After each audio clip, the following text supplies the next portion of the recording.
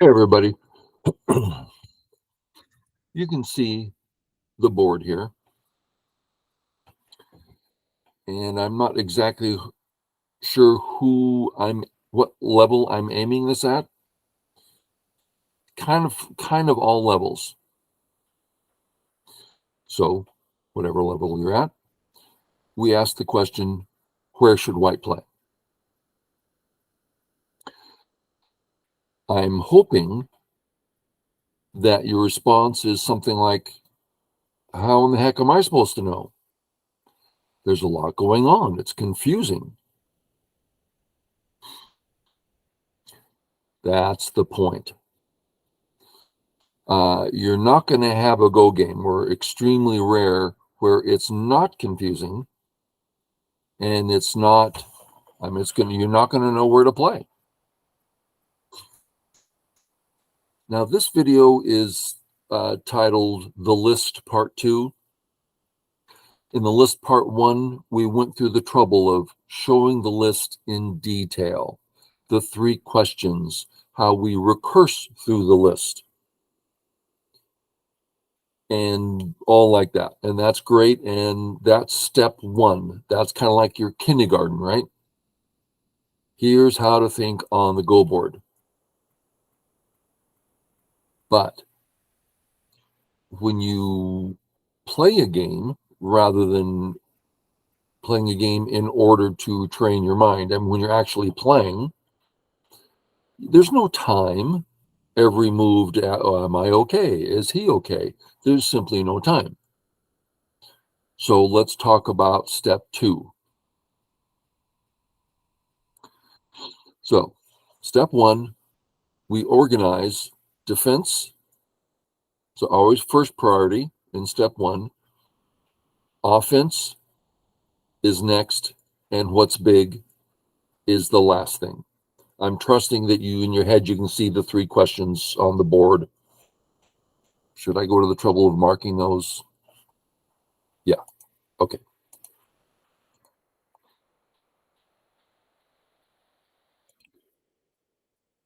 Just a second, pass and work it. Okay, remember this from number 1. Those are the 3 questions. It's not a board position. And am I okay? Is he okay? What's big? Question 3, what's big? This is the way we train our mind to look at the board successfully. Now, let's imagine that we're looking at the hypothetical board and we realize, oh, I have a weak A group. Therefore, I'm going to defend my A group. No, why not? Because he has a B group, which is bigger and weaker than my A group.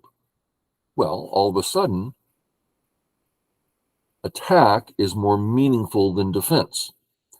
So we're going to attack his B group. No, because there happens to be a 150-point move on the board, absolute gote, but that's bigger than A and B combined. So we're going to play a gote move as our highest priority. So you can flip this list upside down given the right circumstances, the context. So everything's context. So back to our original question, how do strong players look at the board? Okay, now we're looking at our hypothetical board and we'll say 6-don. 6-don's looking at the board and he notices, oh, now he doesn't notice it. He's carried it with him as he breathes. Yes, my opponent's group never quite settled. And now it's looking kind of weak. That's just something he noticed as he's breathing. And it's like, the time has come. And then, without thinking it through, he looks at his opponent's weak A group and goes, while I'm doing that, my B group would really enjoy blocking that thing that I've wanted to block.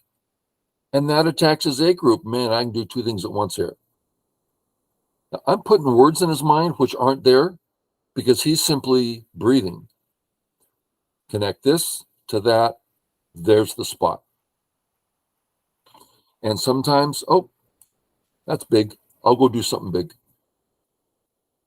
Oh, but I'm weak. Yeah, I don't see he can hurt me much. I don't see any way he can hurt me, so I'm not going to defend. Wow, he really looks weak. Yeah, but I can't find a way of attacking for much value, so I'll just go play something big. So it's whatever looks that way, whatever strikes you on the board, as long as you're looking at the groups and the areas, what looks important and how can we link them together. Okay, back to our board, which was 83. Oh, there it is. And where to play.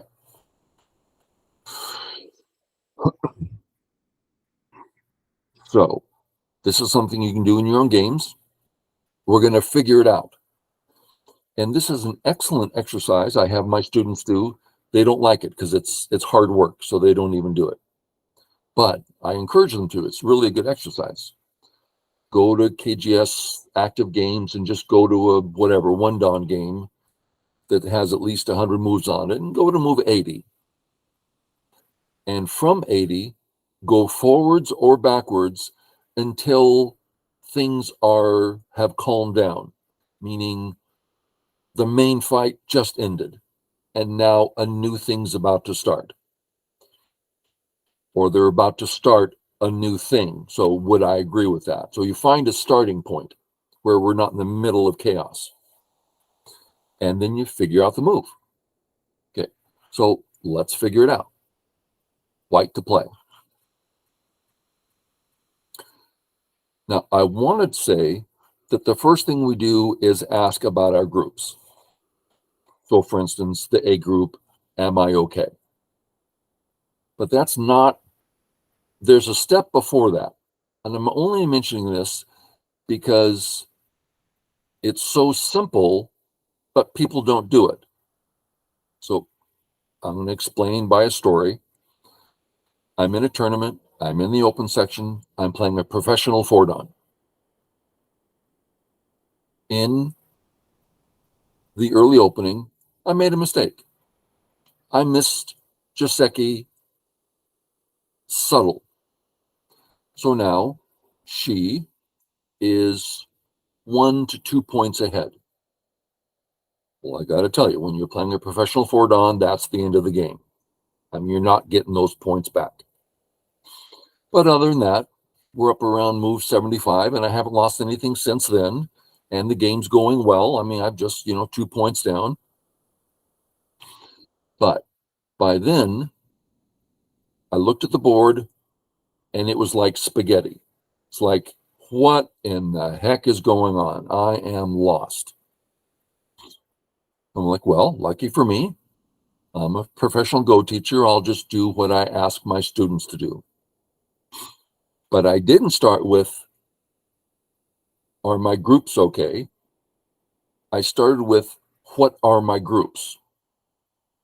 Because a lot of times, your group is actually two groups. For instance, are you cut there? Yeah, there's a cut here. Ah, you mean that's not one group, that's actually two groups? Ah, you need to know, is that really one group or is that two groups? So I went through and I started there at the very beginning and started working my way through. Now, my usual experience is when I don't know where to play and I start the process, by the time I'm halfway through asking, am I okay? The board becomes clear and I know exactly what to do because it's clicked back in. And if it doesn't start right away, then by the time I'm, looking at it, it becomes clear quickly. But on this board with the Pro, I went from start to finish, and I never had the emotional context of, now I know where to play. Instead, the only thing I could come up with was this stupid look and move. I was embarrassed to even think about this move, much less play it. But I couldn't think of it. This is the only move that made sense to me, that had any meaning. So I played it. The game continued. And I finally lost on like move 175, I think it was, where it's okay. That's it. I'm actually behind and there's nothing. So she went and recorded the win. Then she came back. She says, remember that move you played? I'm like, here it comes. She's going to laugh at me. I am so embarrassed. She says, that move really embarrassed me. I didn't see that move, and that brought you back to even again. And then she gave me a gift. She says, I don't get embarrassed very often. So here's a signed copy of my latest book. And it was the sweetest thing. And I'm like, holy cow, you mean the list actually works? It gave me such, well, I already had confidence in the list, but it supported my confidence of the list. And it was just, a nice experience going through that. So on this board, white to play. How is the A group? Is there a cut at B? No, it's a net, so no cut there. Okay, how is that group? Well, it doesn't actually have any eyes. Let's see why that's the case. Black, do you want that? I mean, what's that here? So in other words, that's not an eye. If white plays first there, white might get an eye, but it's not an eye yet. What about at that one? Is that an eye? No. Matter of fact, that's a vital point. Now it's not an eye, and white's about to get cut and die. Okay, so that's not an eye. What about on the bottom? Boom, boom, boom. That stone's alive. Not exactly an eye. So white is not comfortable with the number of eyes he has. This is, as you see, a couple 4-dons playing. I just randomly took a 4-don game off the KGS active game list and did it. Okay, so our A group, let me remark it. Our A group has no eyes to speak of, is completely behind enemy lines, and if black plays the vital point in Sente, that's going to be tough. Wow, I mean, I'll go on, but that's probably where I'm going to play. We look at the B group, perfectly healthy. The C group, which is different from B, that's a pretty big gap. I can imagine that will get can get cut. Safe. The D stone, just a stone, it's not even a group, but still it's safe. The entire E group, I wouldn't say alive, but it's thick, it's got eye shape, it can get out. And then the F group is alive already. Okay, that would lead us to the A group. And where? Well, just take the shape point, and now you have the eye, and you can get another one on the bottom, on the right, in the center. We are now a healthy group. Okay, so you get the exercise. And more importantly, the focus of the video is you get the idea of how to find moves in your games in general. There's how to train your mind, do the list diligently. The exercise I give my students, make one game a week, nice slow game, every move. Am I okay? Is he okay? What's big? Recurse through the list. Find as many purposes as you can. Once you've played the game, believe me, you will have made mistakes. Review it by yourself. See what basic mistakes you made. Nothing fancy, just basic mistakes. Then make a comment. Simple comment. None of this, well, if I had done that, then he would have had that, and then I wouldn't have had. No. I should have defended. Defend the A group. Attack his B group with the kick. Some simple comment. Then bring that to our lesson, and I'm going to correct your comments. We get to see how you're thinking. And that's a very powerful method in getting stronger. Again, since that is very difficult, don't you dare try two a week. Rare that students do that more than once or twice. It's like, man, that was hard work. Okay, but that's the idea, is in actual playing, get the three things, and you look and say, of those three things on the board, which ones stand out? It's like, well, I don't see any weak groups, then go play a big move. For instance, what about here? Am I okay? I have no weak groups because there aren't any groups. Is he okay?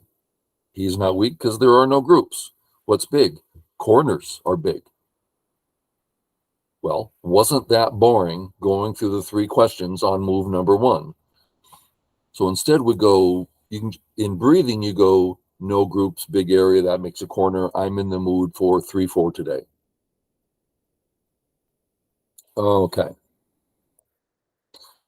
Now let's just go back to 83 and ask, where did white play?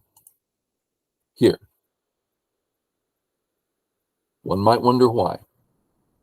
I can't think of a reason. Does it attack black? No. Does it defend? No. Is it playing in a big area? Well, it starts diminishing the center that black might get. Tell you what is big. At the moment, white's bottom left corner is not all that real. Now it's real, and this black group, that white stone's alive.